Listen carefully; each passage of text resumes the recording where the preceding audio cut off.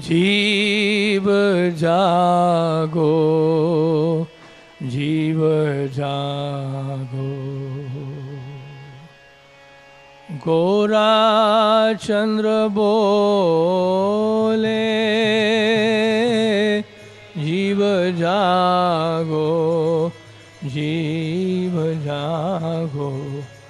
गोरा चंद्र बोले, होता निद्रा जाओ माया, पिशाची रखोले।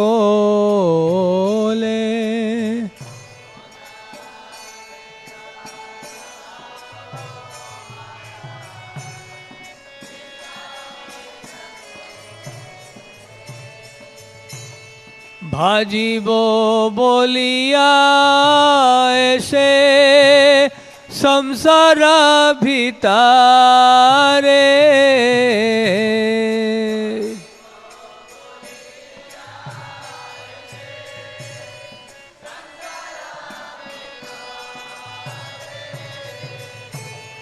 भूलिया रोहिले तुमी अविद्यार भारे।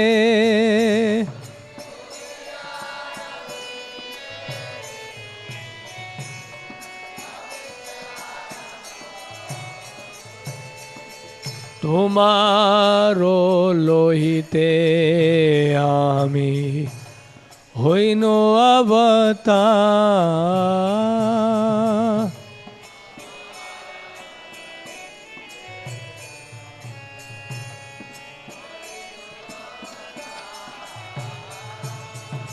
आमी बिना बंधुआ के आछे तुम्हार।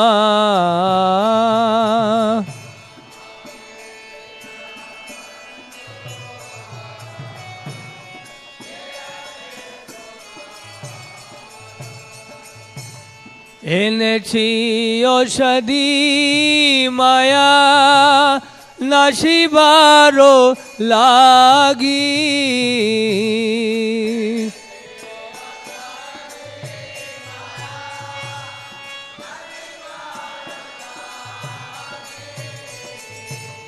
सेई हरि नाम मंत्रा लाओ तुमी मागी।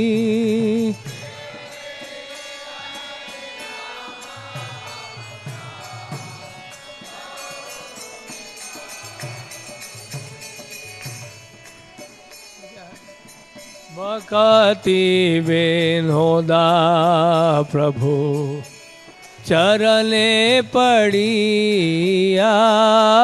भक्ति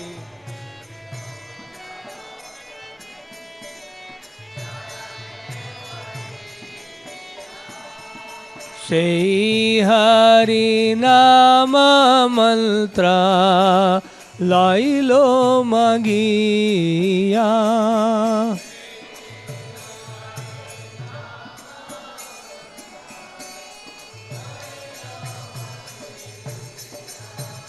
जीव जागो, जीव जागो, गोरा चंद्र बोले।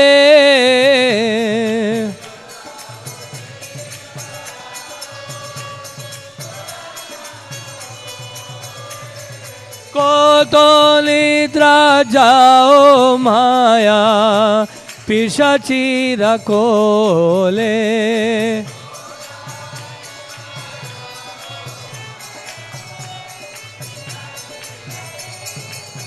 हरि बोल, हरि बोल, हरि बोल, हरि बोल, निताई गौर हरि बोल।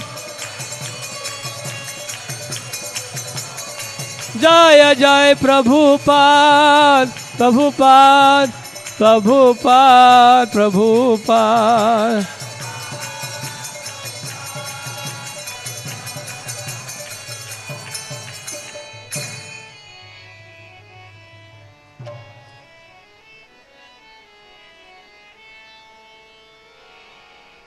जय ओम विश्वपाल परमहंस परिव्रजकाचार्य श्रोत्र Shri Shrimad His Divine Grace Abhay Chanarvind Bhakti Vedanta Swami Srila Prabhupada की जाए, अनंत कोटि वैष्णव वृंद की जाए, नमाचार्य श्री हरदास ठाकुर की जाए, प्रेम से गौर श्री कृष्ण चैतन्य प्रभु नित्यानंद श्री अद्वैत गदाधर शिवासादि गौर भक्त वृंद की जाए, श्री श्री राधा कृष्ण गोप गोपीनाथ श्याम कुंड राधा कुंड गिरी गोवर्धन की जाए, गंगा माई की जाए, यमुना माई की जाए, वृंद देवी तुलसी महारानी की जाए, हरिनाम संकीर्तन की जाए, समवेत भक्त वृंद की जाए.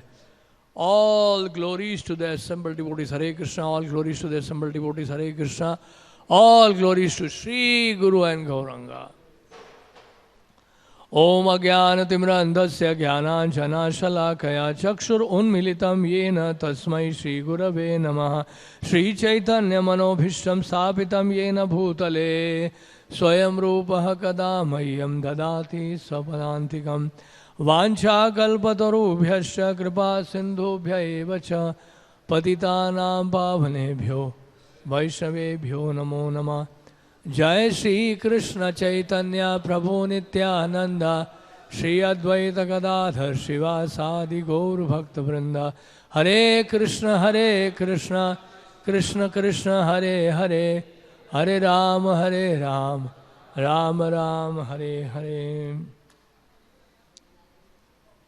तो ये चैतन्य चरितामृत का मध्य खंड है, मध्य लीला है, और अध्याय का शीर्षक है गुंडीचा मंदिर की सफाई. अध्याय 12 और ये श्लोक संख्या 1, जिसमें कृष्णदास कविराज गोस्वामी इस अध्याय का शुभारंभ कर रहे हैं. श्री गुंडीचा मंदिरम आत्मवृंदैर समार्जयन क्षालनतः स गौरः स्वचित्वत् शीतलम उज्ज्वलम च कृष्ण उपवेश औपीयकम चकार. अनुवाद. श्री चैतन्य महाप्रभु ने अपने भक्तों और संगियों के साथ गुंडीचा मंदिर को धोया तथा उसकी सफाई की, और इस तरह उन्होंने मंदिर को अपने हृदय के समान शीतल तथा उज्ज्वल बना दिया, जिससे वह श्री कृष्ण के बैठने के लिए अनुकूल स्थान बन सका. तो गुंडीचा महाराज इंद्रदुम्न की पत्नी थी, उन्हीं के नाम से ये मंदिर बना है, गुंडीचा मंदिर.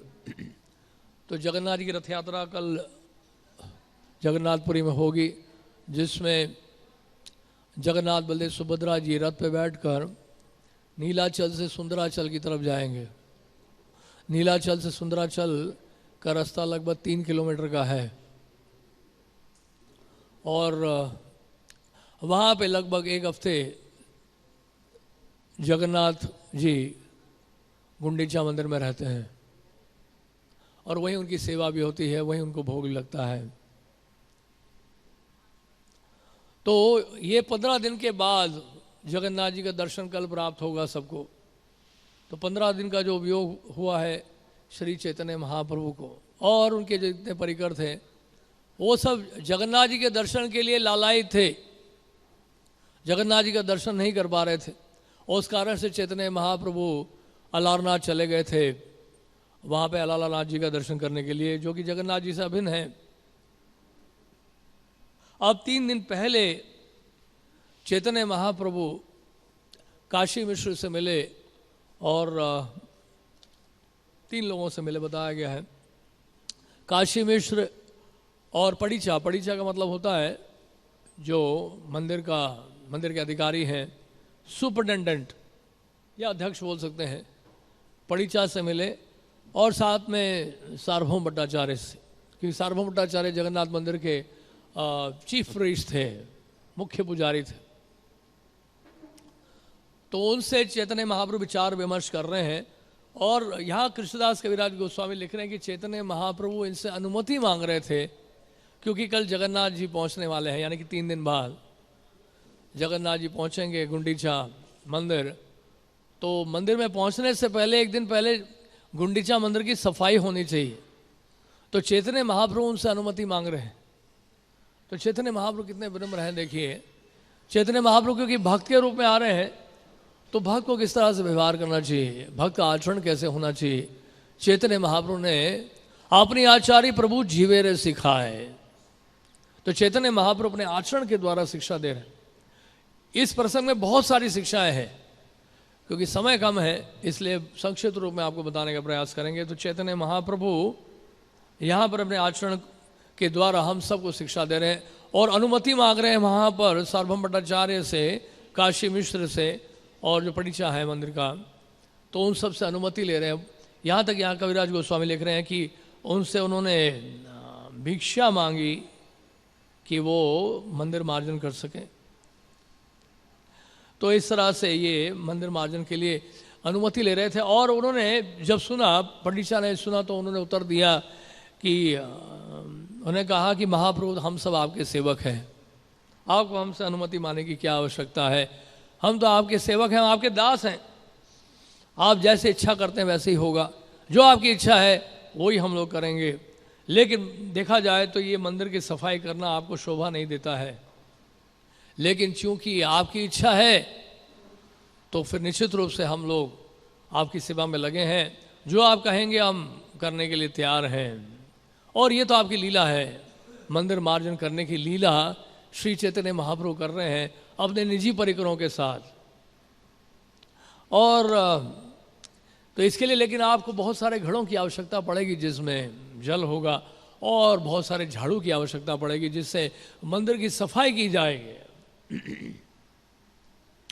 तो अगर आप आज्ञा करें तो तत्काल ही हम तुरंत ही इसे मंगवा लेते हैं ताकि ये सेवा शुरू हो जाए। और उसके बाद फिर जो मंदिर का परीक्षा था उसने लगभग 100 घड़े मंगवा दिए और 100 लगभग झाड़ू भी मंगवा दिए। तो पहले व्यवस्था होनी चाहिए कि हमें सामान क्या चाहिए मंदिर की सफाई के लिए। अब आगे खड़े हो गए, मंदिर की सफाई के लिए सामान ही नहीं है, तो भक्तों के पास बहाना नहीं होना चाहिए, क्योंकि झाड़ू नहीं था और वाइपर नहीं था और जल नहीं था, तो हम कैसे साफ कर सकते हैं, स्वाभाविक है। तो पहले व्यवस्था करनी होगी। व्यवस्थापन का एक ही आशय है, एक ही उद्देश्य है कि कृष्ण की सेवा ठीक से हो और भक्त लोग ठीक से कृष्ण की सेवा कर पाए, इसी के लिए व्यवस्थापन की आवश्यकता पड़ती है, और कोई उद्देश्य नहीं है व्यवस्था करने का। तो व्यवस्थापन का एकमात्र सबसे बड़ा उद्देश्य होना चाहिए कि देखा जाए कि प्रत्येक भक्त जो है किसी न किसी तरह से सेवा में लगा हुआ है। तो ये सबसे बड़ा उद्देश्य है। यहाँ पर अगले दिन श्री चैतन्य महाप्रभु उन्होंने अपने निजी परिकरों को इकट्ठा किया और इकट्ठा करने के बाद उन सबको भी सूचित किया कि हम लोग गुंडीचा मंदिर मार्जन करेंगे, क्योंकि परसों कौन आने वाले हैं, जगन्नाथ जी आने वाले रथ पे बैठ के, उनका स्वागत ठीक से होना चाहिए, मंदिर की सफाई होनी चाहिए। जैसे हमारे मंदिर में प्रधानमंत्री जी आए थे, नरेंद्र मोदी जी, नहीं, सब लोग व्यवसायत्मिक बुद्धि हो गए।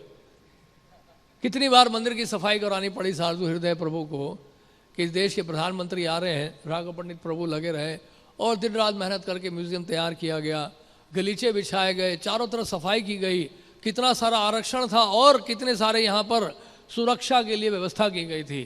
कौन आने वाले हैं, प्रधानमंत्री आने वाले हैं, और हम सबका ध्यान उन्हीं पर था, क्योंकि उस दिन के मालिक वो थे और हम सब उनके सेवक थे।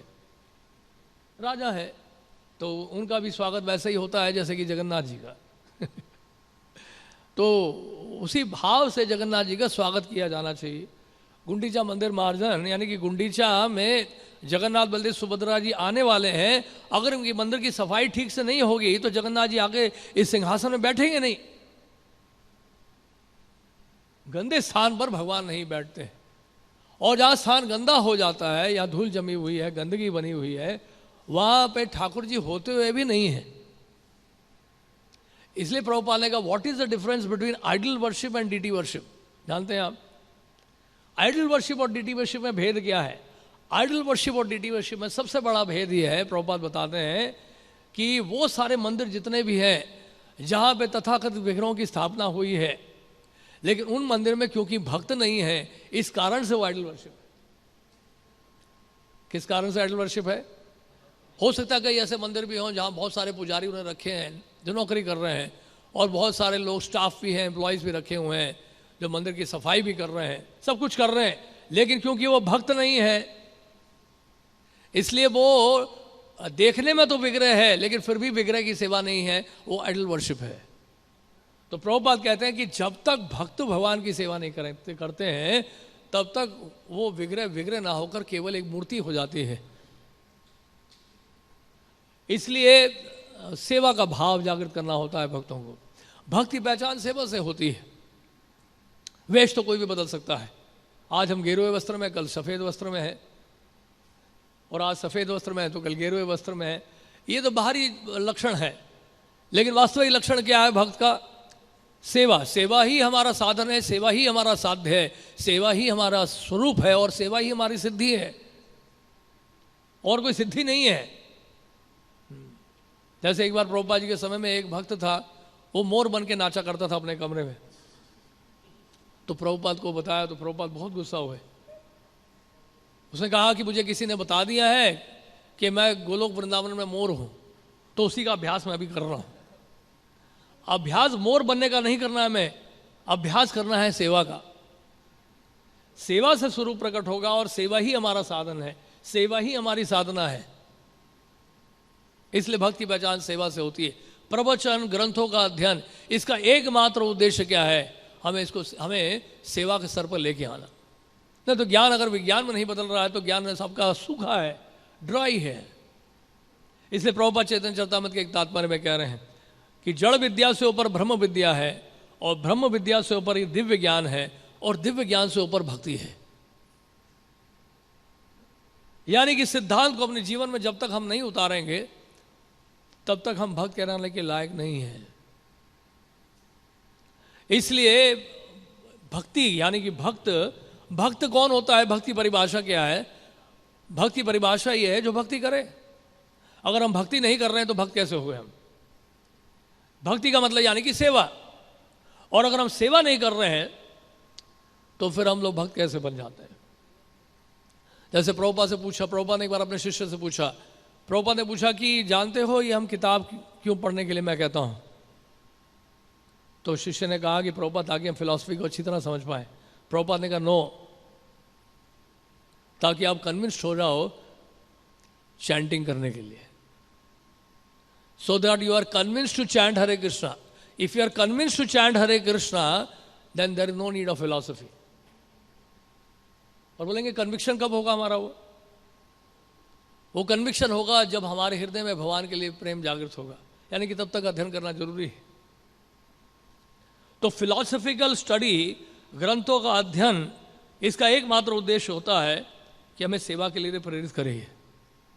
और अगर सेवा का भाव प्रकट नहीं हो रहा है ग्रंथों के अध्ययन से, इसका मतलब और पढ़िए थोड़ा सा। क्योंकि भगवत गीता को सुनने के बाद अर्जुन ने कहा मेरा मोह नष्ट हो गया है, मुझे स्मृति प्राप्त हो गई है, I have regain my memory, करिष्ये वचनम तवा, अब आप जो कहेंगे मैं करने के लिए तैयार हूं। यानी कि अर्जुन ने युद्ध किया, इसका मतलब गीता समझ गए हो, गीता के निष्कर्ष को समझ गए कि भगवान श्री कृष्ण जो कह रहे हैं वो अब वो करने के लिए तैयार हो गए हैं। तो श्रवण कीर्तन और स्वाध्याय का एकमात्र उद्देश्य है कि हमारे हृदय में सेवा की भावना जागृत हो, और सेवा की भावना नहीं जागृत हो रही है तो फिर हमारा आध्यात्मिक जीवन जो है अधूरा है। तो इस तरह की बहुत सारी बातें हैं इसमें। और यहाँ पर सबसे पहले तो चैतन्य महाप्रभु और अपने परिकर को लेकर उस मंदिर के प्रांगण, मंदिर के कक्ष में पहुँचे और वहाँ पे जाकर सफाई करना शुरू किया। क्योंकि सभी भक्तों को, जितने भी भक्त वहाँ एकत्र थे, सैकड़ों सैकड़ों भक्त आए थे मंदिर की सफाई के लिए, और सबको झाड़ू दिया गया।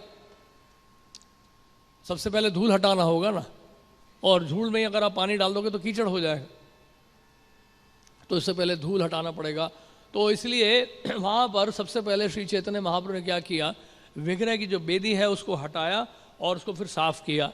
साफ करने के बाद फिर उसको, उस बेदी को उसी स्थान पर रख दिया। और उसके बाद जो अन्य इमारतें थीं उस मंदिर के अंदर और प्रांगण में और बाहर आंगन में, उन सबको भी सफाई किया गया। और इमारतों के बीच में भी जो स्थान था उनको भी सफाई किया श्री चैतन्य महाप्रभु ने। चैतन्य महाप्रभु स्वयं कर रहे हैं सफाई। चैतन्य महाप्रभु ने ये नहीं कहा कि मैं सन्यासी हूँ, मैं कैसे साफ कर सकता हूँ। इसलिए प्रभुपाद के एक शिष्य बता रहे थे, हम उसमें पढ़ रहे थे, जो मेमोरीज बुक है, बहुत सुंदर किताब है। उसमें एक शिष्य बोल रहे हैं कि प्रभुपाद ने मुझसे क्या बोला था। तो उन्होंने कहा कि प्रभुपाद कहते हैं, प्रभुपाद ने मुझे कहा आप कितने ऊंचे पद पे है, कितना पावर है, कितना पोजीशन है आपके पास, ये कोई बहुत बड़ी बात नहीं है आपके लिए। भक्त के लिए तो सबसे बड़ी बात है कि वो अपने जीवन में, आध्यात्मिक जीवन में कितना विनम्र बना है, कितना सहनशील बना है, ये है परीक्षा।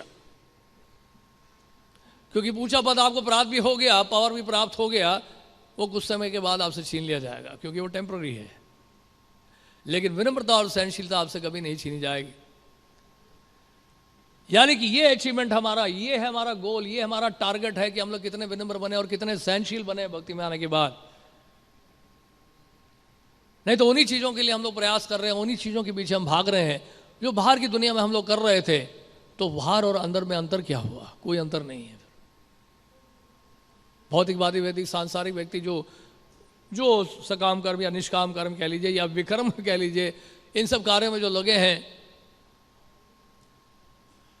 वो देहात्मक बुद्धि के होने के कारण जो है कभी इन बातों को ठीक से समझ नहीं पाते हैं। तो भक्त होने के नाते इस प्रकार का भाव हमें जागृत करना है जो चैतन्य महाप्रभु यहाँ दर्शा रहे हैं। तो चैतन्य महाप्रभु दोनों दूसरों को शिक्षा देने के लिए यहाँ पे इस प्रकार का आचरण प्रस्तुत कर रहे हैं। और चैतन्य महाप्रभु यहाँ पर भाव विभोर होकर हरि नाम का उच्चारण करने लगे और साथ में सभी भक्त लोग मिलकर हरे कृष्ण महामंत्र का उच्चारण करने लगे, हरि नाम लेने लगे। हरे कृष्णा कृष्णा कृष्णा हरे हरे, हरे राम राम राम हरे हरे। चैतन्य महाप्रभु का पूरा शरीर जो है धूल से भर गया। जैसे भगवान श्री कृष्ण जब कुरुक्षेत्र में सारथी बन के बैठे थे और अर्जुन पीछे बैठे थे, तो जानते धूल किसके ऊपर आ रही थी? कृष्ण के ऊपर। सारी धूल जो है श्री कृष्ण के ऊपर आ रही थी और भीष्म पितामह और जितने और अन्य लोग थे भगवान के इस कृष्ण के सुंदर रूप को देखकर बड़े आकर्षित हो रहे थे, बड़े प्रभावित हो रहे थे। उनके केश में धूल जमी हुई थी, श्याम वर्ण में उनके धूल जमी हुई थी, कुरुक्षेत्र की धूली। और ऐसे में भगवान श्री कृष्ण बहुत सुंदर दिखाई दे रहे थे। और ये भी एक तरह से क्या था, योद्धाओं के लिए का मन भटक रहा था, क्योंकि उनका ध्यान जो है बार बार भगवान श्री कृष्ण में जा रहा था और अर्जुन को पूरा मौका मिल रहा था बाण चलाने का। डिस्ट्रैक्शन है ना, कृष्ण का सौंदर्य सामने आ रहा है। इसलिए भीष्म पितामह का अर्जुन के साथ युद्ध करना आसान नहीं था, क्योंकि सामने कृष्ण खड़े थे। तो यहाँ चैतन्य महाप्रभु का सौंदर्य, और क्योंकि सभी भक्त हैं तो उनके सौंदर्य से आकर्षित होने के बावजूद भी, चैतन्य महाप्रभु से प्रेम होने के बावजूद, चैतन्य महाप्रभु से प्रेम होने के कारण सभी परिकर जितने भी पार्षद थे वहां पर उत्साहित होकर, भाव विभोर होकर मंदिर की सफाई में लगे, मंदिर मार्जन में लग गए। और उसके बाद फिर यहाँ पर उस स्थान को, तो चैतन्य महाप्रभु इस तरह से जब भाव विभोर होकर हरिनाम ले रहे थे तो कई बार उनकी आंखों से आंसू बहने लगते थे। अश्रु धारा ऐसे बहती थी कि बस वो जमीन पर जब गिरती थी, अश्रु जब जमीन पर गिरने लगते थे तो उसी अश्रु से कई बार चैतन्य महाप्रभु साफ करने लग जाते थे। और उसके बाद फिर जहाँ पर वो स्थान जहाँ पर भगवान का भोग रखा गया था, उस स्थान को भी साफ किया गया।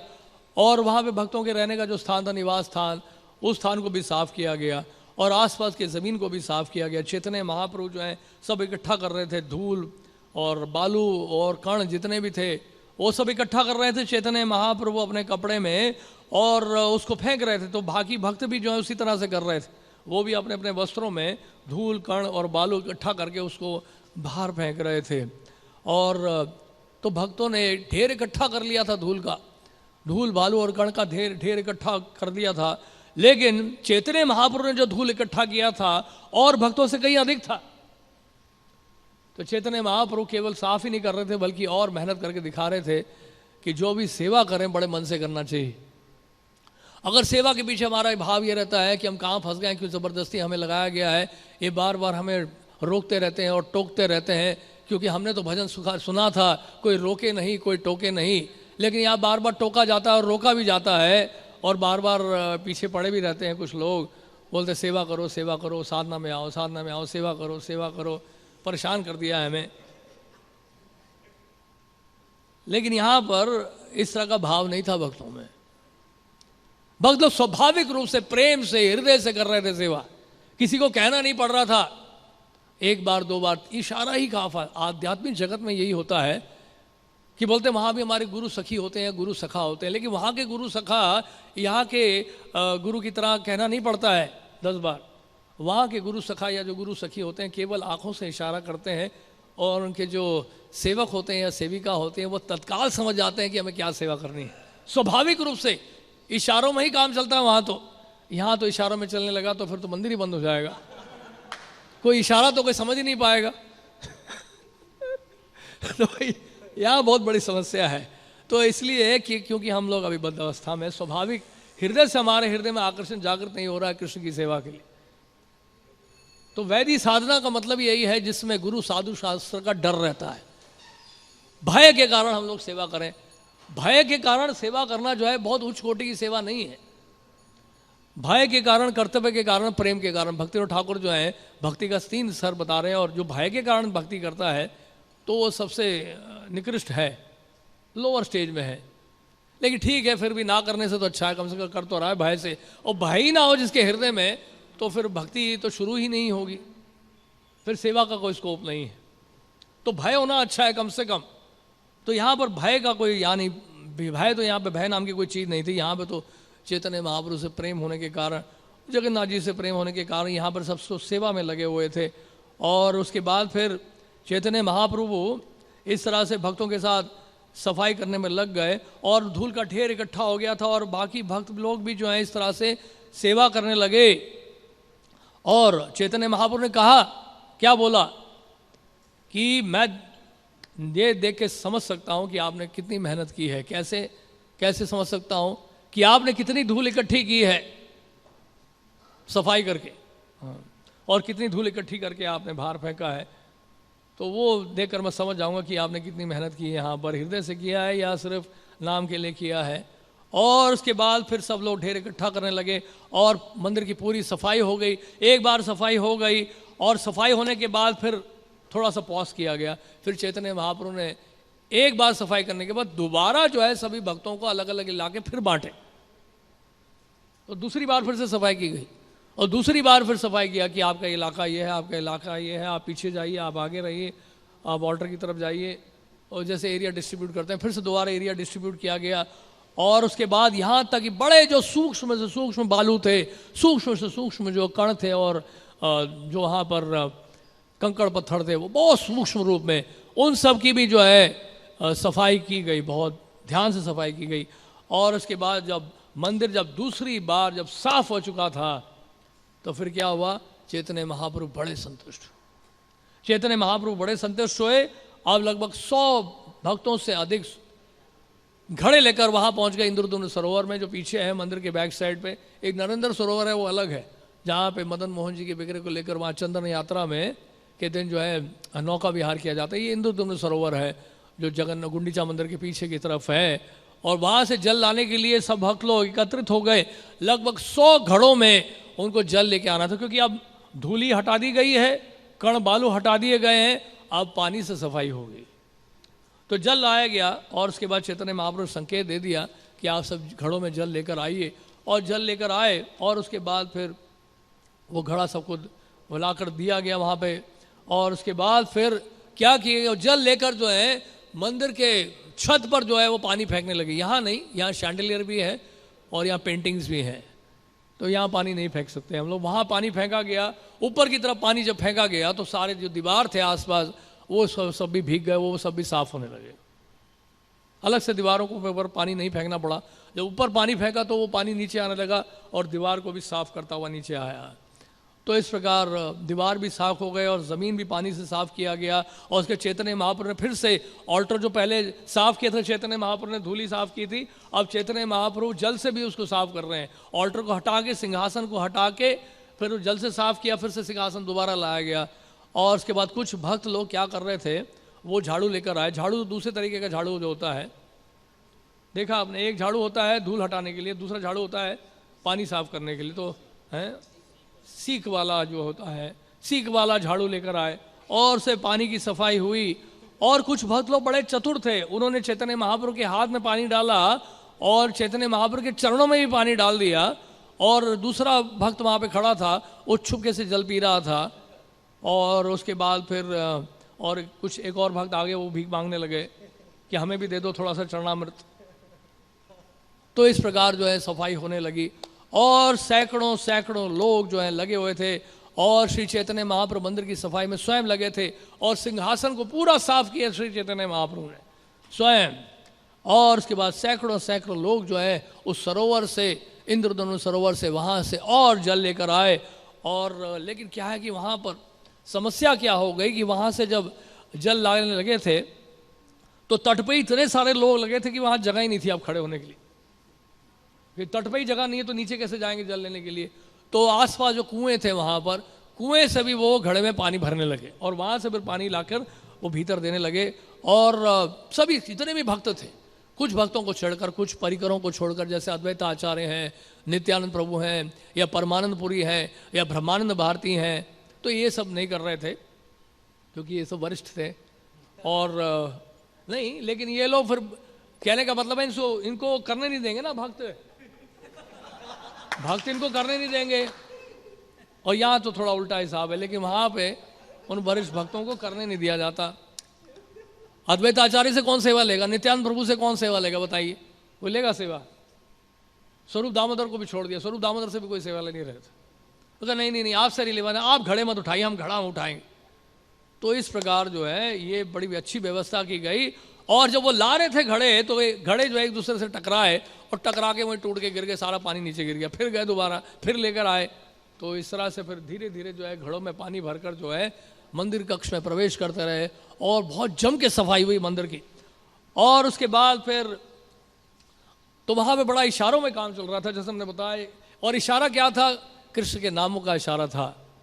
कृष्ण कृष्ण बोलकर जो है वो घड़ा मांग रहे थे और कृष्ण कृष्ण बोलकर जो है भक्त घड़े दे रहे थे। हरे कृष्णा कृष्णा कृष्णा हरे हरे, हरे राम राम राम हरे हरे। तो दूसरा भी यही बोलता है, हरे कृष्णा कृष्णा कृष्णा हरे हरे, हरे राम राम राम हरे हरे। जैसे बिहार में, यूपी में कहीं हमने सुना है जब नमक देते हैं उसको नमक और राम रस बोलते हैं शायद, नहीं? तो जितने भी तरकारियां हैं, बात सही है राजीव लोचन प्रभु, बिहार में ऐसा है ना, तो जितनी तरकारियां हैं वहां पर उन सबके नाम दिए गए हैं। तो नमक का नाम है राम रस। आप भी ऐसे बोलिए, प्रसाद सर्विस सब करते हैं, राम रस चाहिए, राम रस। रस तो नहीं होगा, नाम है उसका। तो नाम सुनने मात्र से क्या आप कृष्ण भावना भावित हो जाएंगे कि साधारण नमक नहीं है, राम रस है। तो कृष्ण कृष्ण कहकर जो है पानी के घड़े दिए जा रहे थे और कृष्ण कृष्ण कह के पानी के घड़े लिए जा रहे थे। इस तरह से पानी के घड़े जो है भीतर आए और गुंडीचा मंदिर के अंदर जो है खूब जम के सफाई हुई पानी से भी। तो इस प्रकार किया जा रहा था और वहाँ पे हरि नाम का उच्चारण करते हुए सब कुछ हो रहा था। तो ये सबसे बड़ी महत्वपूर्ण बात है। हमें बताया था किसी ने, दानवीर गोस्वामी महाराज जब लॉस एंजल्स टेम्पल के न्यू भक्ता इंचार्ज थे, तो भक्त लोग सफाई करते थे, कूड़ा उठा के लेके जाते थे सफाई करते हुए। और कूड़ा जब उठा के लेते थे तो पीछे से दानवीर महाराज जो कि न्यू भक्ता इंचार्ज थे, वो पीछे से बोला करते थे कि सिर्फ कूड़ा नहीं उठाना है, साथ में हरि नाम भी लीजिए। क्योंकि झाड़ू से तो है मन साफ नहीं होगा, साफ किससे होगा? हरि नाम से होगा। यानी कि कोई भी क्रिया हमारी है, सेवा है, साथ में हरि नाम को होना आवश्यक है। ऐसा हमारे आचार्यों ने अपना मत प्रस्तुत किया। इवन जीव गोस्वामी ने भक्ति संदर्भ में और भक्ति ठाकुर ने भी जय धर्म में बताया है कि कोई भी सेवा करें हम लोग, साथ में हरि नाम का होना बहुत जरूरी है। जैसे कथा से पहले कीर्तन, कथा के बाद फिर कीर्तन, और जब भगवान को भोग लगता है बाहर कीर्तन होना चाहिए, मंदिर में पूरे दिन कीर्तन चलना चाहिए, जगन्नाथ जी का रथ लेके जा रहे हैं साथ में कीर्तन होना चाहिए। बिना कीर्तन के कोई सेवा नहीं हो सकती। अभी किचन में भी कीर्तन शुरू कर दिया हमने, वहाँ कथा कीर्तन चलता रहता है, कम से कम क्या सुन तो लेंगे, बोल नहीं रहे हैं तो इस प्रकार कीर्तन का होना, संकीर्तन का, कलयुग का क्योंकि धर्म है, जितनी भी सेवाएं हैं साथ में संकीर्तन होना आवश्यक है। नहीं तो वो पर्टिकुलर जो लिंब है भक्ति का वो अधूरा माना जाएगा, उसका पूरा लाभ आपको मिलेगा नहीं। इसलिए मंदिर मार्जन करते हुए साथ में हरिनाम लेना जरूरी है। इसलिए हम लोग साथ में कई बार कीर्तन का रिकॉर्डिंग चला देते हैं, लेकिन बीच बीच में कृष्ण का नाम लेते हुए मंदिर की सफाई करेंगे तो बहुत जल्दी हमारे हृदय का मार्जन होगा। तो बिना हरिनाम के कोई क्रिया पूरी नहीं होती है भक्ति की।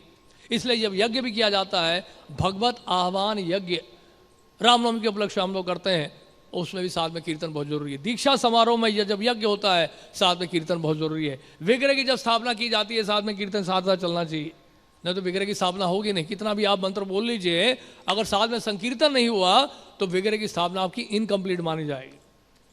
ये तो कीर्तन के कारण ही हम लोग बचे हुए हैं। अगर संकीर्तन ना हो रोज, समझ लीजिए 9 बजे से 10 बजे से लेकर रात के 9 बजे तक यहाँ पे संकीर्तन ना हो मंदिर के अंदर, और केवल विग्रह की सेवा करें, तो सारा रिएक्शन हमें मिलना शुरू हो जाएगा। बड़ी कृपा मिलेगी ठाकुर जी की हमें दंड के रूप में। ये तो कीर्तन के कारण कहीं ना कहीं एडजस्ट हो जाता है, क्योंकि कीर्तन जो है सपोर्टिंग है, लिम है भक्ति का, बहुत स्ट्रांग सपोर्ट संकीर्तन से हमें प्राप्त होता है। तो इस तरह से मंदिर की सफाई करते हुए सभी भक्त लोग जो है हरि नाम का उच्चारण कर रहे थे, और चैतन्य महाप्रभु जो है भावावेश में आ गए, कृष्ण का नाम लेते हुए मंदिर की सफाई कर रहे थे।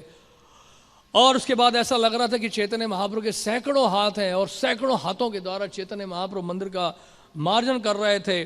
और ऐसे में चैतन्य महाप्रभु कई भक्तों की प्रशंसा भी करते थे जो बहुत अच्छी तरीके से साफ कर रहे हैं, उनको एनकरेज करते, बहुत अच्छा साफ कर रहे हैं, बहुत बढ़िया साफ कर रहे हैं, चमका दिया आपने तो, कमाल कर दिया आपने। नहीं तो कई भक्तों की प्रशंसा करते थे, लेकिन कई भक्त होते थे जो ठीक से साफ नहीं करते थे। ऐसे भी थे कुछ ऐसे ही घुस गए होंगे जबरदस्ती, या जबरदस्ती उनको लाया हो गया होगा फोर्स करके, तो आ गए, लेकिन उनका मन नहीं है। वो मन ना होने के कारण क्या ठीक से साफ नहीं हो रहा। नहीं, जहां मन है वहीं आपका तन है, और मन नहीं है तो फिर तन भी कहीं और है। तो सूक्ष्म शरीर का होना बहुत जरूरी है। इसलिए हम कई बार बोलते हैं कि फुल टाइम का मतलब होता है सूक्ष्म शरीर को फुल टाइम बनाना है। स्थूल शरीर को तो फुल टाइम बना लिया, लेकिन एक्चुअली फुल टाइम भक्त कौन है? जिसने अपने सूक्ष्म शरीर को फुल टाइम बना लिया। यानी मन, वाणी और बुद्धि को जब तक फुल टाइम नहीं बनाएंगे हम लोग, तब तक हम फुल टाइम भक्त बने ही नहीं कभी, भले कितने वर्ष हो जाए। तो मन, वाणी यानी कि मन, बुद्धि और अहंकार के द्वारा समर्पित होना बहुत जरूरी है। और सूक्ष्म शरीर के द्वारा जब सब समर्पित हो जाएंगे तो देखिए फिर मंदिर की सफाई कैसे होगी, फर्स्ट क्लास हो जाएगी। और उसके बाद फिर वो डांटने लगे उन लोगों को, चैतन्य महाप्रभु जी ठीक से साफ नहीं कर रहे थे, और दूसरों को सिखाने के लिए चैतन्य महाप्रभु ने उनको कहा कि बहुत बढ़िया सेवा की है आपने, बहुत बढ़िया सेवा किया है, दूसरों को भी सिखाओ।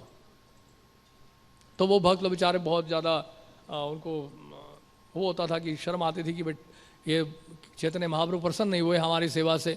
तो वो लोग भी फिर वो चैतन्य महाप्रभु यहाँ तक कहते थे कि आप बहुत अच्छा साफ करें, दूसरों को भी सिखाओ, सिखाओ उनको कि कैसे साफ किया जाता है। तो इस प्रकार एक दूसरे से सीखते हुए वहाँ मंदिर की सफाई हो रही थी। और इस तरह से चैतन्य महाप्रभु फिर स्वयं लग गए वहाँ पे जहाँ पर विग्रह का जहाँ से दर्शन होता है, जिसको जगमोहन कहते हैं, और भोग मंदिर जहाँ भगवान को भोग लगता है वो स्थान, भोग मंडप जैसे जगन्नाथ मंदिर में है, इस तरह से भोग मंदिर भी है। तो जहाँ पर भगवान का भोग रखा जाता है, भोग लगता नहीं, भोग मंदिर का मतलब है जहाँ भगवान का भोग रखा हुआ था, तो उस जगह को भी साफ किया गया, उस जगह को भी साफ किया गया। और जिस स्थान से जगन्नाथ जी का दर्शन हो रहा था उस स्थान को भी साफ किया गया। तो वो सारे मंदिर की सफाई हुई, और साथ में ऊंचे ऊंचे जो स्थान थे, ऊंचे ऊंचे जो मचान बने हुए थे, उस सबको साफ किया गया, और बाहर आंगन को भी साफ किया गया। जितने भी स्थान थे, जितने भी जगह थी वहाँ पर गुंडीचा मंदिर के अंदर, सबकी सफाई बढ़िया से हुई। और उसके बाद सफाई होने के बाद गुंडीचा मंदिर इतना शुद्ध हो गया, निर्मल हो गया, और ऐसा लग रहा था ठंडक से मिल रही है। केवल कमरे की ठंडक नहीं, बल्कि मन को भी ठंडक मिल रही थी। मन भी सबका बड़ा शांत हो गया, मन बड़ा पवित्र हो गया। उन सबको अनुभूति हुई कि हमारा मन शुद्ध हो गया है, हमारा मन पवित्र हो रहा है। मन की पवित्रता को कोई सीमा नहीं है, क्योंकि बोल सकता है तो अरे वहाँ तो सब उनके महाप्रभु के परिकर थे, उनका मन क्या शुद्ध होना है। कोई सीमा नहीं है मन की शुद्धिकरण की, शुद्धिकरण होता ही रहता है, होता ही रहता है। यानी कि आपका कृष्ण से आकर्षण बढ़ता ही रहता है, शुद्धिकरण का मतलब ये है। तो ऐसा प्रतीत हो रहा था सबको कि हमारा मन पवित्र हो गया, चारों तरफ ठंडक ठंडक सी लग रही थी। और खासकर ये जो मार्बल का फ्लोर है, जब उसको धोया जाता है तो बहुत ठंडक सी महसूस होती है, ठंडा हो जाता है एकदम मार्बल का फ्लोर धोने के बाद। तो इस प्रकार सबको बड़ा अच्छा लग रहा था। और उस समय एक बड़ा बुद्धिमान व्यक्ति और भक्त बंगाल से जो कि आया हुआ था, उसे बड़ी चतुराई की। चैतन्य महाप्रभु जब सफाई कर रहे थे तो चैतन्य महाप्रभु के चरणों में आकर उसने जल डाल दी पीछे, और वो पीने लगा। चैतन्य महाप्रभु की इस बार नजर पड़ गई। पहले जितने भक्तों ने चरण धोए थे उनकी तरफ देखा नहीं था चैतन्य महाप्रभु ने, वो चुपचाप डाल के चले गए, पी के भी चले गए। लेकिन इस बंगाली भक्त, ये बंगाल से आया हुआ, लिखा हुआ है ऐसे ही चैतन्य चरितामृत से, बंगाल से आए हुए गौड़िया वैष्णव थे, मतलब कहने का मतलब है। और वो आके जो है चरणों को जल डालकर वो जल पीने लग गए। चैतन्य महाप्रभु ने पकड़ लिया। चैतन्य महाप्रभु ने कहा, स्वरूप दामोदर, देखो तुम्हारे इस बंगाली वैष्णव का व्यवहार,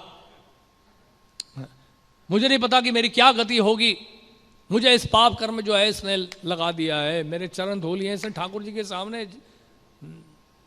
यहाँ मंदिर में, यहाँ जगन्नाथ जी के मंदिर में, गुंडीचा मंदिर, मंदिर के प्रांगण में, मंदिर के भीतर इसने जो है मेरा चरण धोया है, इसको ले जाओ उसको यहाँ से। तो चैतन्य महाप्रभु वैसे भीतर से बड़े प्रसन्न थे, लेकिन बाहर से रोष प्रकट कर रहे थे। और प्रभुपाद वहाँ तात्पर्य में लिख रहे हैं कि जब भगवान का जब दर्शन खुला होता है तो उस समय ना हमें किसी को दंडवत करना चाहिए और ना किसी के चरण धोने चाहिए। तो गुरु भी नहीं दंडवत लेते हैं इसलिए जब भगवान का दर्शन खुला होता है। तो इस प्रकार प्रभुपाद बता रहे हैं, उस्ताद पर बता रहे हैं। तो उसके बाद फिर स्वरूप दामोदर वहाँ पर उनको लेके गए, गर्दन से पकड़ के उस गौड़िया वैष्णव का गर्दन पकड़ा और लेके बाहर कर दिया। लेकिन बाद में फिर स्वरूप दामोदर ने बोला चैतन्य महाप्रभु को कि महाप्रभु निर्दोष बालक है, माफ़ कर दीजिए आप उसको। तो इस तरह से स्वरूप दामोदर ने उस बंगाली वैष्णव को बाहर किया। और चैतन्य महाप्रभु उसके बाद क्या बोले, सभी भक्तों की पंक्तियां बना दी, 2 पंक्तियां बनानी आमने सामने, इस तरह से लंबी सी पंक्ति बना दी। भक्त जो एक दूसरे को देकर बैठे हुए थे और उन्होंने कहा, फिर से चैतन्य महाप्रभु ने कहा कि इसमें हो सकता है कि इन सब साफ करने के बावजूद भी बड़े ही सूक्ष्म रूप में अभी भी बालू कण और धूल होगी, तो इसको निकालिए। और जो भी कम निकालेगा दूसरे से उसको भुगतान करना पड़ेगा, उसको दंड भुगतना पड़ेगा, उसको फाइन देना पड़ेगा। उसको क्या करना होगा, उसको मिष्टी यानी खीर और जो पीठा बोलते हैं केक, उसको केक और खीर का वितरण करना होगा, ये फाइन है। अगर कम आपने धूल इकट्ठा किया तो आज आपके लिए पेनल्टी है कि आपको खीर प्रसाद का वितरण करना होगा।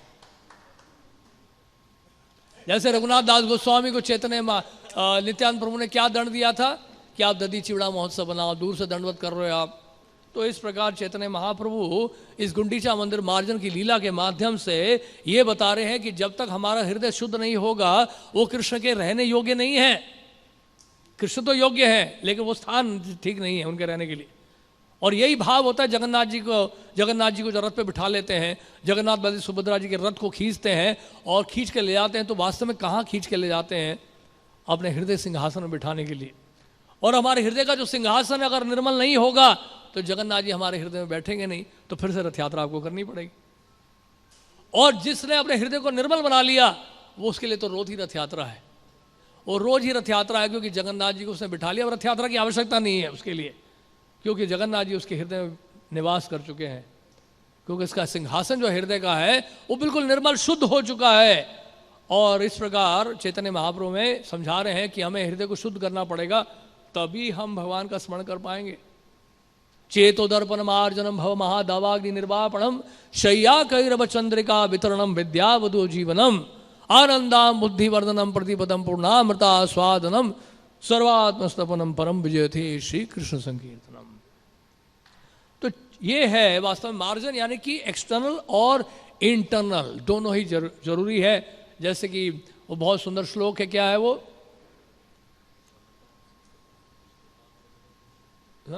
शुण्वताम स कथा कृष्ण नहीं वो क्या, भाया भयंतर शुचि अपवित्र पवित्रो वा सर्वस्थाम गतोपि वा यह स्मरेत पुंडरीकाक्ष स भाया अभयंतर शुचि।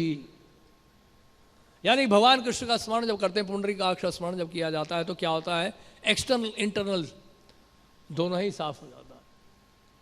यानी कि एक्सटर्नल क्लीननेस भी जरूरी है और इंटरनल क्लीननेस भी जरूरी है। मंदिर का मार्जन भी जरूरी है और भीतर भी मार्जन करना बहुत जरूरी है, दोनों ही मार्जन आवश्यक है। और उसके बाद फिर सभी कमरों को धोने के बाद ऐसा लग रहा था कि जो है नदियां जिस तरह से समुद्र में प्रवेश करती हैं इस तरह से प्रवेश करता जा रहा था जल, उस मंदिर का जल जो है प्रवेश करता जा रहा था। अभी देखिए बहुत सुंदर यहाँ पर बात बताई गई है जिसमें श्रील भक्ति सिद्धांत श्री ठाकुर की टीका है। और ये टीका जो है इस प्रसंग में सबसे महत्वपूर्ण जो श्रील भक्ति सिद्धांत ठाकुर ने दिया है, इसे आप बड़े ध्यान से सुनिएगा। और ये श्लोक संख्या है 135।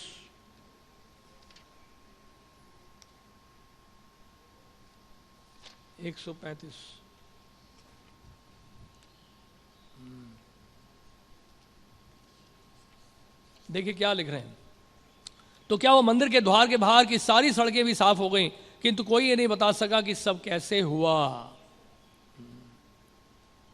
फिर देखिए क्या हुआ, यहां पे क्या लिख रहे हैं, गुंडीचा मंदिर की सफाई, ये प्रभुपाद जी का तात्पर्य है। गुंडीचा मंदिर की सफाई के विषय में टीका करते हुए श्रील भक्ति सिद्धांत श्री ठाकुर कहते हैं कि चैतन्य महाप्रभु जगत गुरु के रूप में स्वयं ये शिक्षा दे रहे थे कि किस तरह मनुष्य को शुद्ध तथा शांत हृदय में पूर्ण पुरुषोत्तम भगवान कृष्ण का स्वागत करना चाहिए।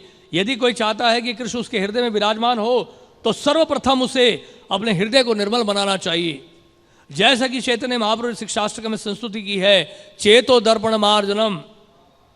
इस युग में प्रत्येक व्यक्ति का हृदय मलिन रहता है, जैसा कि श्रीमद् भागवत में कहा गया है, हृदयंतस्तो ही अभद्राणी। हृदय के भीतर संचित सारी गंदगी को धो डालने के लिए हर एक को श्री चैतन्य महाप्रभु ने यही उपदेश दिया है कि वह हरे कृष्ण महामंत्र का जप करें। इसका पहला परिणाम यह होगा कि हृदय स्वच्छ हो जाएगा। चेतो दर्पण मार्जनम। इसी तरह श्रीमद् भागवत में भी इस कथन की पुष्टि की गई है, शृण्वताम सुकथा कृष्णा पुण्य श्रवण कीर्तना हृदयंतस्तो ही अभिद्राणी विधनोति सुरसताम।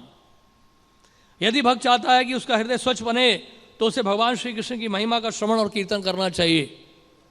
यह सरल विधि है। कृष्ण स्वयं हृदय को स्वच्छ करने में सहायक होंगे क्योंकि वह पहले से वहां विराजमान हैं। कृष्ण चाहते हैं कि वह हृदय के भीतर विराजमान रहे और वे निर्देश देना चाहते हैं कि तुम मनुष्य को अपने हृदय को उसी तरह स्वच्छ रखना होगा जिस तरह महाप्रभु ने गुंडीचा मंदिर को स्वच्छ रखा था।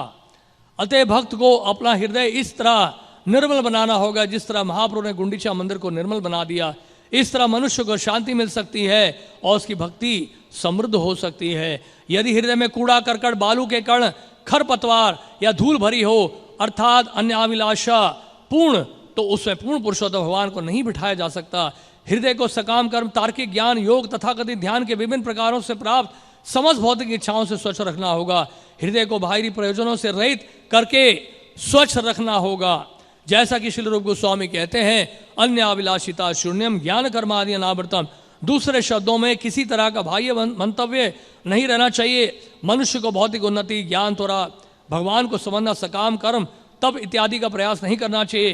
ये सारे कार्य भगवान के रागानुगा प्रेम के सहज विकास के विरुद्ध हैं। जो कि हृदय में ये उपस्थित होते हैं, समझिए कि हृदय मलिन हो जाता है। अतएव कृष्ण के विराजने के लिए वह स्थान अयोग्य हो जाता है। अपने हृदय को शुद्ध रखे बिना उनमें हम भगवान की उपस्थिति की अनुभूति नहीं कर सकते।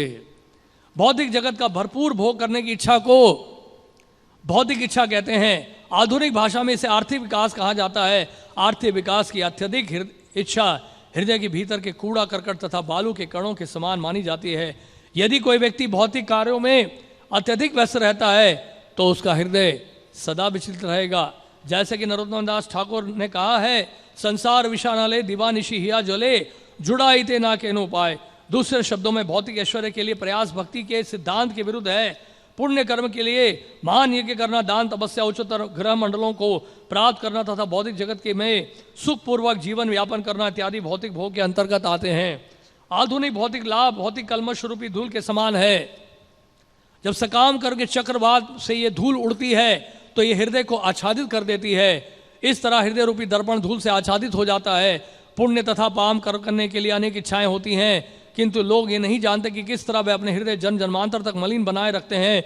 जो व्यक्ति सकाम कर्म की इच्छा नहीं छोड़ पाता उसे भौतिक कलमश रूपी धूल के आवृत समझा जाता है। कर्मी प्राय सोचता है कि सकाम कर्मों के फल को दूसरे कर्म से काटा जा सकता है। ये एक भूल है। यदि वह ऐसी भावना के बहकावे में आता है तो वह अपने ही कर्म द्वारा ठगा जाता है। ऐसे कर्मों की तुलना हाथी के स्नान से की जाती है। हाथी कितनी भी अच्छी तरह से क्यों ना स्नान करे, किंतु नदी से बाहर निकलते ही वह भूमि से कुछ बालू लेता है और अपने सारे शरीर पर डाल लेता है। यदि कोई अपने विगत कर्मों का फल भोग रहा है तो वह पुण्य कर्म करके उन्हें काट नहीं सकता। भौतिक योजनाओं द्वारा मानव समाज के कष्टों को दूर नहीं किया जा सकता। केवल कृष्ण भावनामृत द्वारा ही इन कष्टों को दूर किया जा सकता है। जब कोई कृष्ण भावनामृत ग्रहण करता है और भगवत भक्ति में लगता है, भगवान का कीर्तन करता है, उनकी महिमा का श्रवण करता है, तभी उसका हृदय स्वच्छ होना शुरू होता है। जब हृदय वास्तव में स्वच्छ हो जाता है तब मनुष्य बिना किसी रुकावट के भगवान को स्पष्ट रूप से वहाँ विराजमान देख सकता है। श्रीमद् भागवत में भगवान इसकी पुष्टि करते हैं कि वह शुद्ध भक्त के हृदय में विराजमान रहते हैं। साधो हृदयमयम साधु नाम हृदयमय। तो हम निर्विशेष चिंतन, अद्वैतवाद, भगवान के अस्तित्व में विलीन होना, तार्किक ज्ञान, योग तथा ध्यान की तुलना बालू के कणों से की गई है। इन सब से हृदय केवल शुद्ध होता है। ऐसे कार्यों में से ना तो पूर्ण पुरुषोत्तम भगवान को प्रसन्न किया जा सकता है, ना ही हम अपने हृदय में भगवान को शांतिपूर्वक बैठने का अवसर दे सकते हैं। बल्कि इन सब से भगवान केवल विचलित होते हैं। कभी कभी योगी तथा ज्ञानी अपने अभ्यास की शुरुआत में प्रारंभिक साधना के रूप में हरे कृष्ण महामंत्र का कीर्तन करता है, किंतु जब वे गलत तरीके से सोचते हैं कि वे भवबंधन से मुक्त हो चुके हैं तो वे कीर्तन करना छोड़ देते हैं। वे मानते ही नहीं भगवान का स्वरूप या भगवान नाम की चरम लक्ष्य है। पूर्ण पुरुषोत्तम भगवान ऐसे अभागों पर कभी कृपा नहीं करते, क्योंकि वे ये नहीं जानते कि भक्ति है क्या। ऐसे लोगों का वर्णन श्रीमद् भगवद गीता में भगवान श्री कृष्ण कह रहे ने इस प्रकार किया है। जो ईर्ष्यालु तथा शैतान हैं, जो मनुष्य में सबसे अधम है, उन्हें मैं इस भवसागर में निरंतर अनेक आसुरी योनियों में डाल देता हूँ। महाप्रभु ने अपने व्यवहारिक उदाहरण द्वारा हमें दिखलाया कि बालू के सारे कणों को चुनकर बाहर ले जाकर फेंक देना चाहिए। श्री महाप्रभु ने मंदिर के बाहर की भी सफाई की, क्योंकि उन्हें भय था कि बालू के ये कण कहीं भीतर ना आ जाएं। श्रील भक्ति सिद्धांत सरस्वती ठाकुर बतलाते हैं कि भले ही मनुष्य सकाम कर्म की इच्छा से मुक्त हो जाए, किंतु कभी कभी उसके हृदय के भीतर सकाम कर्म के प्रति सूक्ष्म इच्छा उत्पन्न हो जाती है।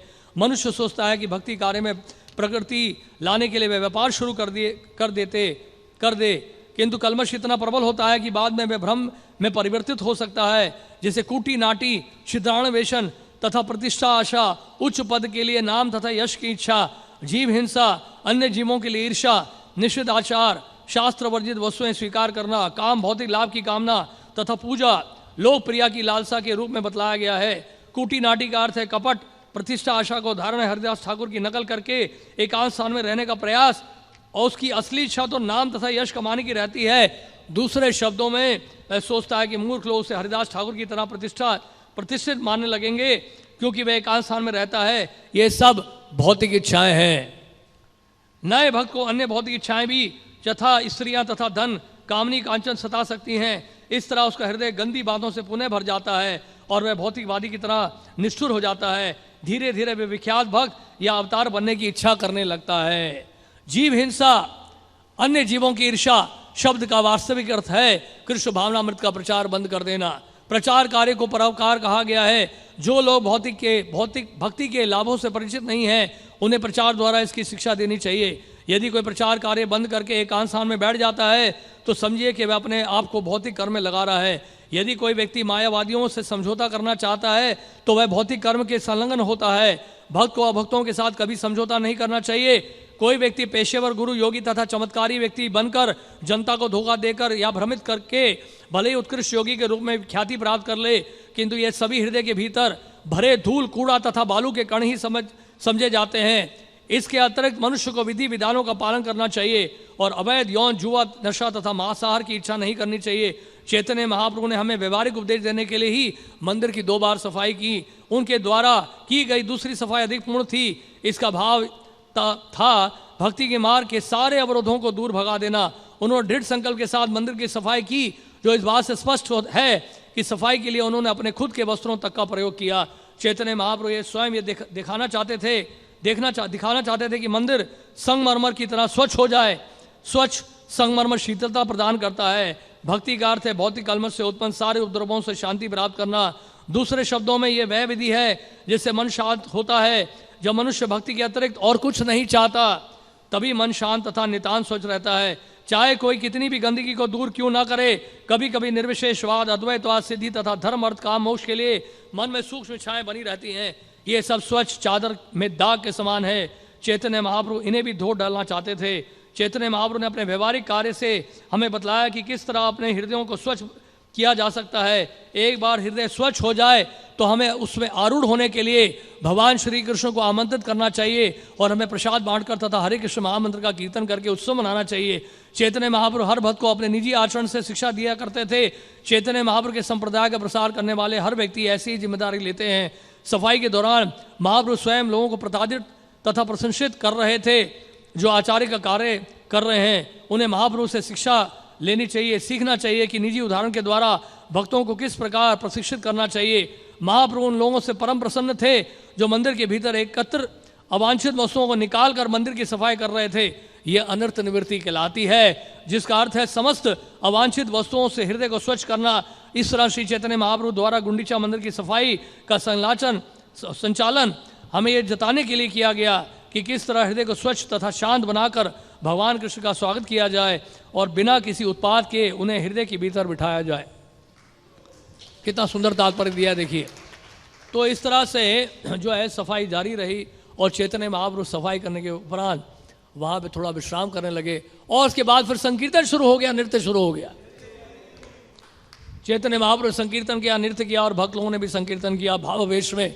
सारे अष्ट सात्विक भाग चैतन्य महाप्रभु के शरीर में प्रकट हो गए और चैतन्य महाप्रभु की आंखों से ऐसी अश्रुओं की धारा बह रही थी कि श्रवण मास में जैसे वर्षा होती है इस तरह की वर्षा यानी कि उनके अश्रुओं के माध्यम से हो रही थी। और इस तरह से सारे भक्त जो आसपास खड़े थे उनका शरीर भी भीग गया और चैतन्य महाप्रभु जब नृत्य कर रहे थे, कीर्तन कर रहे थे, पूरी पृथ्वी हिलने लगी उनके नृत्य से और इस तरह से पूरा आकाश जो है वो आप्लावित हो गया संकीर्तन से।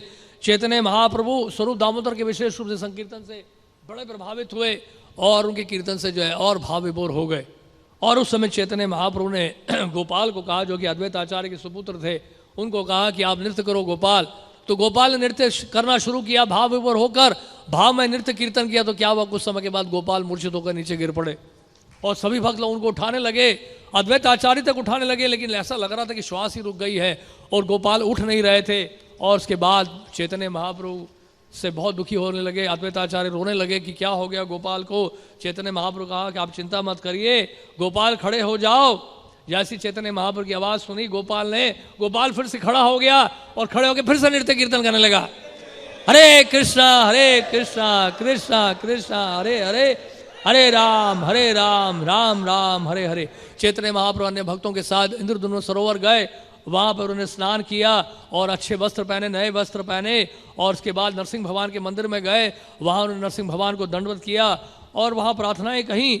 उसके बाद चैतन्य महाप्रभु आए और उसके बाद चैतन्य महाप्रभु वहाँ पे बगीचे में गए और वहाँ पर बैठने के लिए बहुत सुंदर वहाँ पर आसन लगाया गया था लकड़ी का और उसके ऊपर जो है उस आसन के ऊपर चैतन्य महाप्रभु उनके जो निजी परिकर थे, खासकर जो उनके गुरु भाई तुल्य थे और उससे भी बड़े थे, यानी कि उनसे जो उनके जो या चाचा गुरु कह लीजिए, उनके शिक्षा गुरु थे, वो सभी वहाँ एकत्रित हो गए। वो सभी बैठे हुए थे, परमानंद पुरी, ब्रह्मानंद भारती, अद्वैत आचार्य, नित्यानंद प्रभु, ये सभी वहाँ पर एकत्रित हो गए। सबको बिठाया चैतन्य महाप्रभु ने अपने साथ और बिठाने के बाद फिर वाणीनाथ राय जो वहाँ पर मौजूद हो गए, वहाँ पर आए महाप्रसाद लेकर और महाप्रसाद का वितरण होना था क्योंकि संकीर्तन हो गया और सेवा हो गई, तो फिर क्या बचा बाद में, महाप्रसाद है, उसके बगैर कथा कैसे समाप्त होगी, इसलिए हमने बंद नहीं किया था। महाप्रसाद कैसे वितरित हुआ और उसका काशी मिश्र की सहायता से वाणीनाथ राय जो है वहाँ महाप्रसाद लेकर आए और वहाँ पे भक्त लोग बैठ गए चैतन्य महाप्रभु के साथ। जो खासकर वरिष्ठ वैष्णव थे वो सब चैतन्य महाप्रभु के साथ बैठे। देखिए चैतन्य महाप्रभु जानते हैं इस समय किसको याद किए, चैतन्य महाप्रभु हरिदास ठाकुर को याद किए। हरिदास ठाकुर क्योंकि भीतर नहीं आ रहे थे, जहाँ पे प्रसाद बट रहा था वो बाहर खड़े हुए थे। उन्होंने कहा हरिदास तुम कहाँ हो, जल्दी भीतर आओ, प्रसाद शुरू हो गया। हरिदास ठाकुर ने गोविंद को कहा चैतन्य महाप्रभु को प्रसाद लेने दीजिए। जब चैतन्य महाप्रभु प्रसाद ले चुके होंगे और उनके भक्त भी प्रसाद ले चुके होंगे तो तब मैं प्रसाद लूँगा, उससे पहले नहीं। तो उसके बाद फिर हरिदास ठाकुर का मन समझ गए, चैतन्य महाप्रभु से दोबारा बुलाया नहीं और अपने परिकरों के साथ फिर प्रसाद शुरू किया। और जानते प्रसाद का वितरण कौन कर रहे थे, पीबीटी के नए भक्त। प्रसाद का वितरण कौन कर रहे थे जानते हैं, ये सारे नए भक्त थे। जानते कौन थे नए भक्त, स्वरूप दामोदर, जगदानंद पंडित, दामोदर पंडित, काशीश्वर पंडित, सब नए थे। गोपीनाथ आचार्य, वाणीनाथ राय, शंकर पंडित, ये सब प्रसाद का वितरण कर रहे थे, सब नए थे ना। तो और सब प्रसाद पाते हुए सब लोग बीच बीच में जहाँ भी मौका मिलता था प्रसाद लेते हुए भी कृष्ण का नाम ले रहे थे। हरि नाम निरंतर उच्चारण हो रहा था उनके मुख से, जीवा से। तो हरि नाम लेते लेते साथ में प्रसाद भी ले रहे हैं, प्रसाद भी ग्रहण कर रहे हैं, हरि नाम का उच्चारण भी कर रहे हैं। और चैतन्य महाप्रभु भावावेश में आ गए और इस तरह से भगवान कृष्ण की भोजन लीला का वो स्मरण कर रहे थे। और उस समय चैतन्य महाप्रभु धैर्य रखते हुए उन्होंने कहा कि मुझे आप कुछ सरल सी सब्जी दीजिएगा, मुझे बहुत ज़्यादा ऑपुलेंट सब्जी नहीं चाहिए, सिंपल सी सब्जी मुझे दीजिए। चैतन्य महाप्रभु के सन्यासी हैं तो वो बोल रहे हैं कि ये बाकी जो मिष्ठान है, मिष्टी दोई है, केक्स है, वो सब आप भक्तों में बांट दीजिए, रबड़ी वगैरह, मुझे आप सरल सा प्रसाद दीजिएगा। चैतन्य महाप्रभु हाँ होटल का प्रसाद लेकिन जगन्नाथ जी का प्रसाद है, होटल का नहीं था। और वहाँ होटल नहीं है, वहाँ जगन्नाथपुरी है, जगन्नाथ जी का प्रसाद है। तो उसके बाद फिर क्योंकि चैतन्य महाप्रभु जानते थे कि किस भक्त को क्या चाहिए, क्योंकि सर्वव्यापी है चैतन्य महाप्रभु, वो जानते हैं कि किस भक्त को क्या अच्छा लगता है। तो चैतन्य महाप्रभु बार बार इशारा कर, इसको रबड़ी दो, इसको स्वीट केक दो, इसकी मिष्टी दवाई दो, ना इसको ये अच्छा लगता है, इसको ये अच्छा लगता है। सब कुछ चैतन्य महाप्रभु इस प्रकार से इशारा करते हुए वो भक्त लोग प्रसाद का वितरण कर रहे थे जिसको जो अच्छा लग रहा है। और उसके बाद चैतन्य महाप्रभु जो है वहाँ पर महाराज प्रताप रुद्र के जो सुपुत्र थे वो भी आए थे, उनका भी आलिंगन किया। और वो जो लड़का था वो भी जो है भावावेश में वहाँ पर भावावेश में नृत्य कीर्तन करने लगा। और उसके बाद इस तरह से ये प्रसाद के वितरण के बारे में बहुत सुंदर वर्णन मिलता है कि वहाँ पर स्वरूप दामोदर वहाँ पे खड़े थे। तो स्वरूप दामोदर बड़े चतुर थे और उन्होंने क्या किया, जगदानंद पंडित भी वहाँ पहुँचे और उन्होंने क्या किया, झट से प्रसाद डाल दिया चैतन्य महाप्रभु की थाली में। और वह सुस्वादिष्ट नाना प्रकार की तरकारियाँ, नाना प्रकार के व्यंजन, नाना प्रकार की मिष्टी, वो सब डाल दिया छुपके से। चैतन्य महाप्रभु रोष प्रकट करने लगे, लेकिन फिर उसके बाद प्रसाद को देकर कुछ कहा नहीं, फिर प्रसाद लेना शुरू कर दिया। और जगदानंद पंडित वो भी प्रसाद बांटने लगे, कभी चाल से कभी ज़बरदस्ती करके चैतन्य महाप्रभु को खिलाया जा रहा था। चैतन्य महाप्रभु कहते नहीं नहीं नहीं, मैं तो सिंपल सा प्रसाद लेता हूँ, नहीं नहीं नहीं नहीं। तो किसी ना किसी तरह से जो है ट्रिक करके फोर्स करके चैतन्य महाप्रभु को खिलाया जा रहा था हर तरह का प्रसाद। क्योंकि जगदानंद पंडित से चैतन्य महाप्रभु क्यों डरते थे, क्योंकि जगदानंद पंडित के द्वारा दिया गया अगर प्रसाद नहीं लेंगे तो जगदानंद पंडित कई बार क्या करते थे, उपवास कर लेते थे। ठीक है, महाप्रभु नहीं खाते तो मैं भी नहीं खाऊंगा, मैं फास्ट करूंगा। तो इसलिए जगदानंद पंडित से भय था चैतन्य महाप्रभु को। तो लगा कि ठीक है जगदानंद पंडित आप दे रहे हैं तो लेना ही पड़ेगा, क्या करूं मैं। तो स्वरूप दामोदर जो है बहुत सुस्वादिष्ट मिष्ठान भी लेकर आ गए। और थोड़ा सा लीजिए, देखिए मिष्ठान को दिखा के बोलिए ये देखिए महाप्रसाद है और इसको जगन्नाथ भगवान ने स्वीकार किया है, ले लीजिए। डाल दिया थाली में। तो इस तरह से स्वरूप दामोदर भी चैतन्य महाप्रभु को मिष्ठान खिलाए खूब।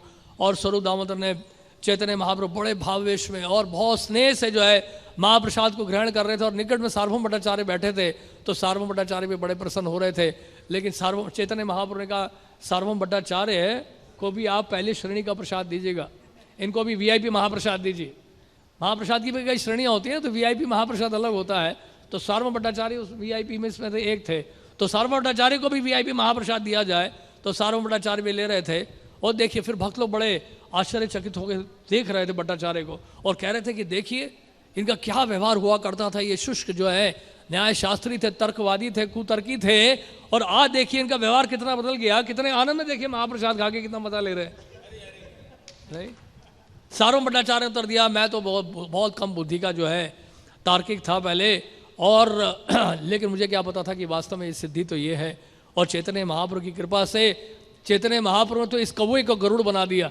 मैं तो कौवा था पहले, काका करता था, अब गरुड़ जी बना दिया चैतन्य महाप्रभु ने। पहले मैं बेहू बेहू करता था लोमड़ियों की तरह, अब मैं क्या करता हूँ, इसी मुख से जो है कृष्ण नाम का उच्चारण करता हूँ, हरि नाम का उच्चारण करता हूँ, हरि हरि।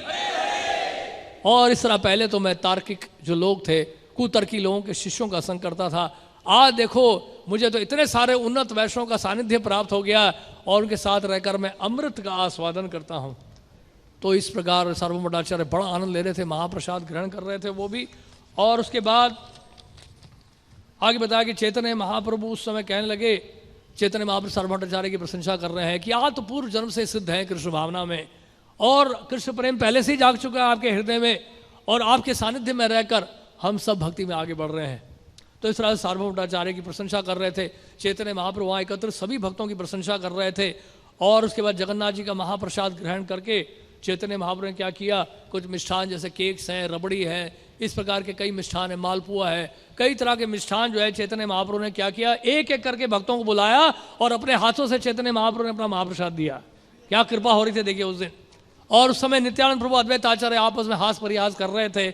अद्वैत आचार्य कह रहे थे मैं पता नहीं किस इस भिखारी के साथ बैठा हूँ। अद्वैत आचार्य नित्यानंद प्रभु के साथ मजाक होता था, हास परिहास करते थे, तो ऐसा लग रहा था कि नकारात्मक बातें कर रहे हैं, लेकिन अद्वैत आचार्य मजाक कर रहे थे नित्यानंद प्रभु के साथ। वो कह रहे थे कि नित्यानंद ये तो भिखारी है, इसके कुल का पता नहीं, जाति का पता नहीं, मैं इसके साथ बैठ के खा रहा हूँ, लेकिन पता नहीं मेरा क्या होगा, मेरी गति क्या होगी। और चैतन्य महाप्रभु तो लेकिन सन्यासी हैं, वो तो कोई भेदभाव नहीं करते हैं, वो तो कहीं भी जा सकते हैं, कहीं भी रह सकते हैं, कुछ भी खा सकते हैं, उनके ऊपर तो कोई प्रभाव पड़ेगा नहीं। लेकिन जहाँ तक मैं हूँ, मैं तो एक गृहस्थ ब्राह्मण हूँ, अद्वैत आचार्य इस प्रकार से विचार कर रहे हैं। लेकिन मैं ऐसे व्यक्ति के पास बैठा हूँ जिसके चरित्र का पता नहीं, कुल का पता नहीं, जाति का पता नहीं, इसके साथ मुझे बैठना पड़ रहा है। तो नित्यानंद प्रभु क्या उत्तर देते, देखिए, बोलते हैं आप तो निर्विशेषवाद का प्रचार करने वाले हैं। क्योंकि अद्वैत आचार्य ने एक बार किया था इस तरह शांतिपुर में महाप्रभु को आकर्षित करने के लिए। और ये निर्विशेषवाद, मायावाद तो भक्ति में बहुत बड़ी बाधा है। आप तो इतने बड़े निर्विशेषवादी हो और मैं आपके साथ बैठा हूँ, आपकी संगति में तो मेरा बेड़ा गर्क होने वाला है, पता नहीं क्या होगा मेरे साथ। और नित्यानंद प्रभु अद्वैत आचार्य इस प्रकार से आपस में हास परिहास कर रहे थे। और चैतन्य महाप्रभु ने उसके तदुपरांत क्या किया, सभी भक्तों के माथे पर चंदन का लेप लगाया और माल्यार्पण किए। ये बंगाल में आज भी गौड़िया वैष्णव समाज में, बांग्लादेश में जाएंगे, बंगाल में जाएंगे तो ये इस प्रकार का कल्चर है कि प्रसाद लेने के उपरांत जो है माथे पर चंदन लगाया जाता है और उसके बाद फिर माला पहनाई जाती है। और उसके बाद गोविंद ने क्या किया, उस महाप्रसाद को लेकर चैतन्य महाप्रभु का जो महा था वो लेकर उन्हें किसको दिया, हरिदास ठाकुर को दिया। और हरिदास ठाकुर को चैतन्य महाप्रभु का महाप्रसाद मिला और उसके बाद जो बच गया वो गोविंद ने ले लिया। तो इस प्रकार की लीला है, बहुत सुंदर लीला है, इसको आप बड़े ध्यान से पढ़िएगा। ये है 12वां अध्याय मध्य लीला चैतन्य चरितामृत। हरे कृष्णा। गुंडीचा मंदिर मार्जन की जय, शिल प्रभुपाद की जय। और शिल प्रभुपाद भी बहुत जोर देते थे सफाई पे। सफाई पे प्रभुपाद जिस मंदिर में जाते थे सबसे पहले क्या देखते थे कि सफाई है कि नहीं। टॉप प्रायोरिटी था शिल प्रभुपाद जी के लिए कि किसी भी टेंपल में जाए तो सबसे पहले प्रभुपाद देखते थे कि सफाई है कि नहीं। यहाँ तक कि मायापुर में प्रभुपाद टॉयलेट के बाहर से जा रहे थे और टॉयलेट से बू आ रही थी बहुत तेज। तो प्रभुपाद ने कहा टॉयलेट गंदा क्यों है, तो उनके शिष्यों ने कहा कि प्रभुपाद सफाई करने वाला आया नहीं। प्रभुपाद ने कहा आप बड़े बड़े लोग यहाँ क्या कर रहे हो। फिर प्रभुपाद ने वहाँ पर टॉयलेट के बाहर जो है गुरु अष्टकम से श्लोक कोट किया, शिव विग्रहारा धन नित्य नाना श्रृंगार तन मंदिर मार्जना दो। गुरु अष्टकम का श्लोक प्रभुपाद ने टॉयलेट के बाहर कोट किया, ये बताने के लिए कि ये भी मंदिर का एक भाग है। तो इस तरह से प्रभुपाद किसी मंदिर में जाते तो सफाई पे बहुत देर जोर देते थे। यहाँ तक कि वृंदावन जहाँ पे ब्रज धूली है, ब्रज रज है, उसको भी साफ करने के लिए कहते थे प्रभुपाद, क्योंकि ये प्रचार का आंदोलन है। इसलिए प्रभुपाद ने एक बार क्या बोला, ऑल्टर के बाद धूल जमी हुई थी और वहाँ पे हरीश्वरी प्रभु या कोई खड़े हुए थे, किसी को बोला था प्रभुपाद ने कि ये साफ करो, गंदगी यहाँ पे धूल जमी हुई है। तो उसने बोल दिया प्रभुपाद को गलती से कि प्रभुपाद दिस इज ब्रज रज, दिस इज ब्रज रज, ब्रज रज ही है और क्या है वो ब्रज रज। प्रभुपाद दिस इज ब्रज रज। प्रभुपाद ने कहा रास्कल, तुम्हें ब्रज रज दिखाई दे रहा है, साफ करो उसको। तो इसलिए प्रभुपाद चाहते थे कि प्रचार का आंदोलन है। इसलिए आज भी देखिए लोग जो वृंदावन जाते हैं सबसे प्रशंसा किसके करते हैं, कौन से मंदिर की करते हैं, हमारे मंदिर की करते हैं कि आपका मंदिर बड़ा साफ रहता है, राइट।